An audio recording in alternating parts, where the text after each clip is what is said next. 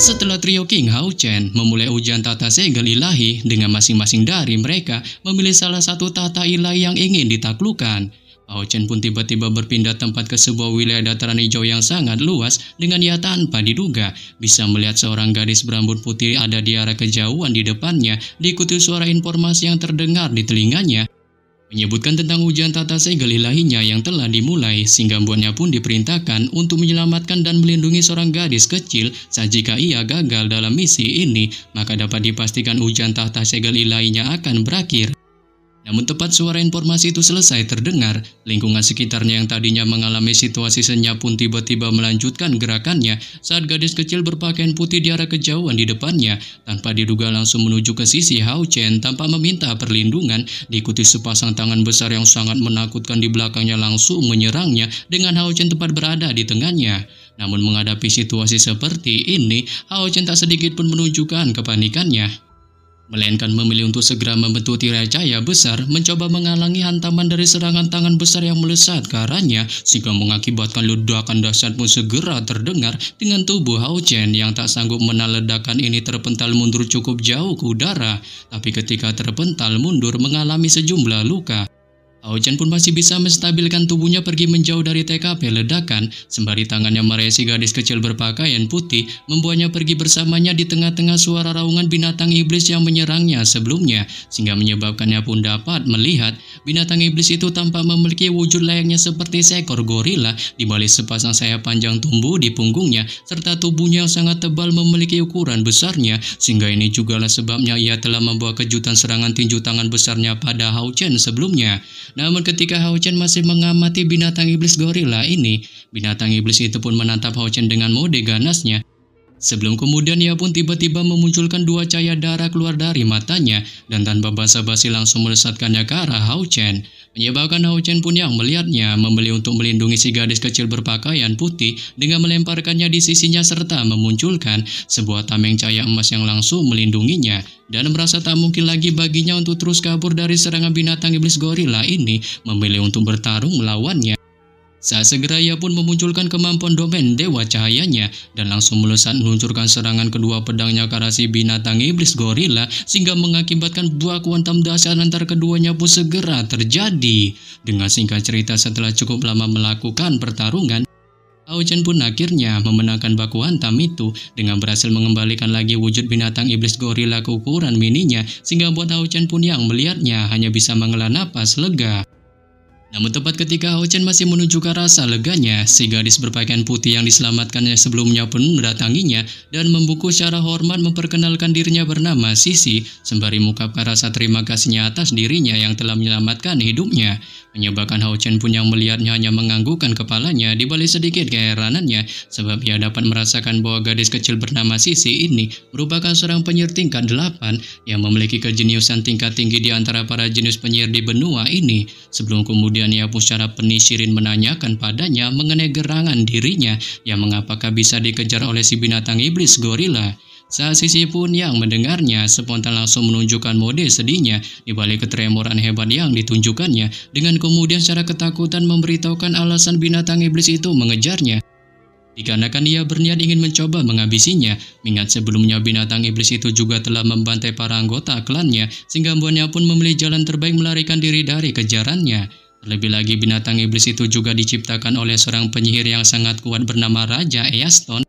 Dan hampir sebagian dari mereka di wilayah bernama Easton ini tak dapat menandinginya, dengan ia juga memiliki otoritas mutlak di wilayah ini serta semua klan di sini haruslah mau mendengarkan perintahnya. Dan waktu itu ia juga tak sengaja menemukan sebuah harta karun, tapi ia secara bagongnya tak menyangka ternyata itu berasal dari milik klan penyihir Raja Easton.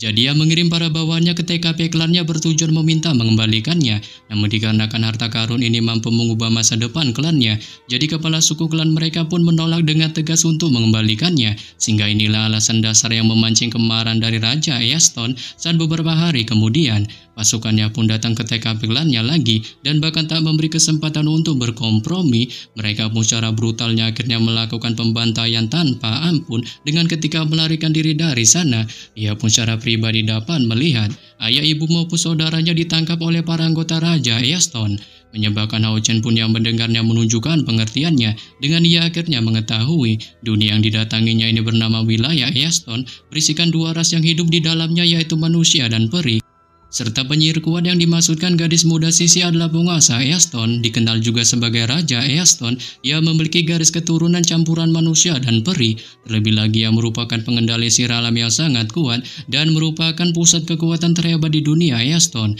Dengan siapapun yang menentang keinginannya pada akhirnya akan dihabisi, serta hidupnya seakan tak berujung, mengingat dia sudah memerintah dunia Easton ini selama lebih dari 3000 tahun. Dengan setelah mengetahui hal ini, Hao Chen pun mengalihkan tatapannya lagi ke arah Sisi dan menanyakan padanya mengenai gerangan bagaimanakah mereka harus menangani binatang iblis gorila mini ini. Saat Sisi pun secara ragu menjawab bahwa ia sama sekali tak tahu akan hal itu, mengingat binatang iblis ini telah menewaskan banyak manusia dan peri di tangannya, yang bahkan klannya sendiri saja memiliki kemampuan sihir terkuat, tak bisa sama sekali untuk mengatasinya. Setelah mendengar perkataan dari Sisi, Hao Chen pun hanya menunjukkan mode tenangnya, sebelum kemudian ia pun berniat mencoba mengatasinya sendiri dengan memunculkan kemampuan domain dewa cahayanya, yang langsung membentuk spiral kecil warna-warni di tangannya untuk segera diterbangkannya ke arah binatang iblis gorila mini dengan ketika itu mendarat dan memasuki tubuhnya. Hao Chen pun menemukan bahwa semua aura kehidupannya diserap oleh si spiral, sehingga itu pun akhirnya membuatnya lenyap dari dunia penuh tipu-tipu ini. Yang oleh karena itu setelah melenyapkan binatang iblis gorila mini, Hao Chen pun merasa agak lelah dan kebahagiaan di matanya tak diragukan lagi, mengingat dia telah memperoleh teknik domain keduanya, serta teknik domain ini benar-benar ajaib saat dalam beberapa hal, itu dapat menentukan usia, kehidupan atau kematian seseorang. Melihat ini, gadis kecil Sisi pun tak dapat menahan dirinya untuk tak menatap tindakan dari Hao Chen, yang meskipun ia tetap waspada terhadapnya, dirinya pun tahu kekuatan alam dan kehidupan di wilayahnya, tanpa disadari telah membangkitkan perasaan ramah dalam dirinya, sebelum kemudian ia pun mengucapkan rasa terima kasihnya atas kebaikannya, dan berharap penguasa alam akan membalas semua kebaikannya. Saat ini pun buat Hao Chen yang mendengarnya hanya menunjukkan senyum tampannya, serta berniat mengatakan sesuatu hal padanya, akan tetapi tak berselang lama, tanpa diduga suara informasi ujian tata ilahi dari sebelumnya pun sekali lagi terdengar dalam dirinya, menyebutkan tentang misi ujian keduanya telah terbuka, berisikan tindakan untuk membantu gadis kecil Sisi menyelamatkan keluarganya dan mencoba mendapatkan kepercayaan serta memintanya berinisiatif untuk menawarkan harta karun yang dicurinya dari Raja Easton. Dengan kegagalan misi ini akan mengakibatkannya gagal dalam menuntaskan ujian tahta segel ilahi, menyebabkan Hao Chen pun yang mendengarnya menunjukkan pengertiannya, yang meskipun ia sudah berpikir bahwa menyelamatkan Sisi hanyalah awal dari ujian tahta segel ilahi, tapi setelah menerima misi tersebut, ia pun tetap tak dapat menahan rasa khawatirnya, sebab dirinya tahu Raja Easton yang dibicarakan Sisi benar-benar merupakan makhluk paling menakutkan di alam ini, sebab untuk salah satu hewan peliharaan yang begitu kuat, ia pun bertanya-tanya mengenai gerangan bagaimana orang itu sendiri bisa mencapai tingkat kekuatan seperti ini, ya bahkan jika si Raja Easton tak mencapai tingkat seperti Kaisar Dewa Iblis, setidaknya ia akan sebanding dengan Dewa Iblis Bulan atau Dewa Iblis Bintang. Dengan tingkat kekuatan seperti itu, bukanlah sesuatu yang dapat ditandingi oleh Hao Chen saat ini, terutama ketika ia tak dapat memperoleh bantuan dari binatang iblisnya Hao Yu. Namun Hao Chen pun memilih untuk menghilangkan semua kekhawatirannya ini, sebelum kemudian mengalihkan tatapannya ke arah si gadis kecil Sisi dan menanyakan padanya mengenai gerangan dari rencananya selanjutnya. Saat Sisi pun yang mendengarnya hanya menunjukkan kebingungannya dan menyebutkan mengenai dirinya yang juga tak tahu tentang hal apa yang harus dilakukannya, mengingat iblis itu terlalu kuat dan notabene telah menangkap sebagian besar keluarganya. Menyebabkan Hao Chen pun yang mendengarnya mencoba menenangkannya dan menyuruhnya untuk menceritakan cara rinci ada berapa banyak klan di wilayah Easton maupun ada yang memiliki hubungan dekat dengan Raja Easton, yang meskipun ia berpikir untuk membantunya, dirinya pun masih khawatir kekuatan mereka tak cukup untuk melakukan perlawanan. Dengan setelah mengatakan hal ini, pikiran Hao Chen pun menjadi semakin serius. Saat di satu sisi, ia menunggu keputusan yang diambil si gadis kecil Sisi, tapi di sisi lain, Sisi baru saja menyaksikan kekuatannya, khususnya kendalinya atas kehidupan melalui kekuatan mistisnya. Namun bahkan setelah melihat hal ini, Hao Chen pun merasa heran gadis kecil dungu ini masih belum meminta bantuannya. Sehingga ini membuktikan bahwa ia tak mempercayainya atau bahkan dirinya tak menganggapnya sebagai ancaman bagi Raja Easton. Tapi demikian Hao Chen pun mengetahui Sisi lebih cenderung mempercayainya sebab bagaimanapun ia telah menyelamatkannya. Dengan ketika Hao Chen memikirkan hal ini, Sisi pun mulai menceritakan padanya tentang semua klan di wilayah Easton sebelum kemudian mengungkapkan semua kesalahan yang telah menemukan benda milik Raja Easton mengakibatkan kerusakan yang dahsyat pada klannya sehingga Mbonya pun berpikir untuk bergabung dengan klannya walaupun bahkan itu sekalipun dengan mengorbankan nyawanya tanpa melibatkan orang lain dan merasa Hao Chen telah menyelamatkan hidupnya yang hampir saja moka di tangan iblis gorila serta ia tak sedikit pun dapat membalas budinya.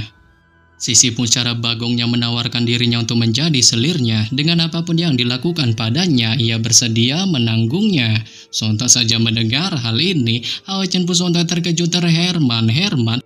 dengan tak menyangka gadis kecil bagong ini ternyata menawarkan hal di luar nurul itu padanya sehingga Mbonya pun spontan langsung menolaknya dan menyebutkan tentang dirinya yang tak berniat untuk mendapatkan balasan membagongkan seperti itu mengingat dia memang secara tulus berniat menyelamatkannya. Terlebih lagi ia berpikir untuk membantu menyelamatkan keluarganya ya meskipun dia merasa kemampuannya sepertinya tak cukup mampu untuk mengalahkan lawan yang kuat seperti Raja Easton, tapi dirinya pun akan tetap mencobanya dengan jikalau mereka cukup beruntung, kemungkinan besar keluarganya dapat bisa diselamatkan. Sebelum kemudian ia pun memilih mengalihkan topik pembicaraan dan menanyakan pada Sisi mengenai gerangan dirinya yang apakah mengetahui tempat tinggal dari Raja Easton serta apakah ia juga bisa menggambar peta dari base campnya.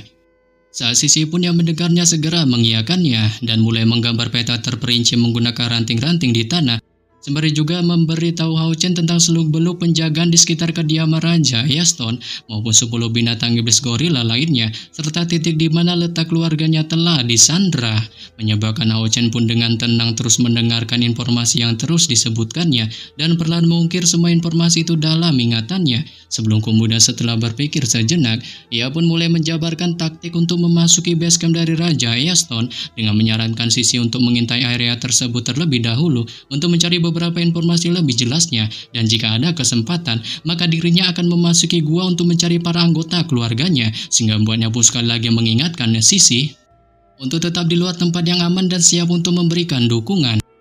Tetapi di sini Sisi pun menolak saran dari Hao Chen dan memilih untuk ikut pergi masuk bersamanya ke dalam gua didasari atas dirinya yang jauh lebih mengenal tempat itu daripadanya dengan waktu dulu ayahnya sering membawanya pergi ke gua Raja Easton.